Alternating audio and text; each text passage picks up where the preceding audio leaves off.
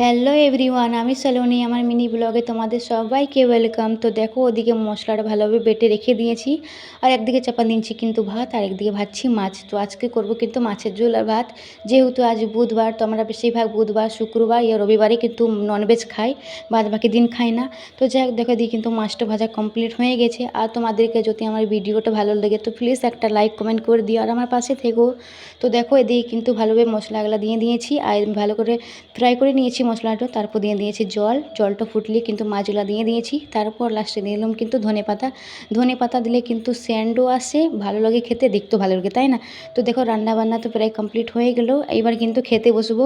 তো দেখো, এদিকে কিন্তু খাবারও নিয়ে নিয়েছি। তো আজকে খাওয়া দাওয়া করতে জানো তো অনেকটা লেট হয়ে গেছে, 4টে বেজে গেছে। তো কোনো ব্যাপার না, 1-2 দিন তো এমনি অ্যাডজাস্ট করতেই হবে, তাই না? তো অনেকগুলো বেশি বাসন ছিল, খাওয়া দাওয়া করে নিয়েছি। তো দেখো কত বাসন ছিল, সমস্ত বাসন কিন্তু এক এক করে এখন ধুয়ে নেবো আমি। ধোয়া কমপ্লিট হয়ে গেছে। এবার কিন্তু দেখো চা চাপা দিচ্ছি, বিকেল হয়ে গেলো, 5টা 5:30 বেজে গেছে। তো চাটা দেখো কীভাবে আমার উতলে গেলো। আজকে না পুরো দিনটাই যেন আমার খারাপ গেছে। তো যাই হোক, চা খেয়ে পড়তে তারপর একটু ছাদে ঘুরছি, আর আমার মাম্মামকে কেন ওর পাপা এনে দিয়েছে এই বোতলটা।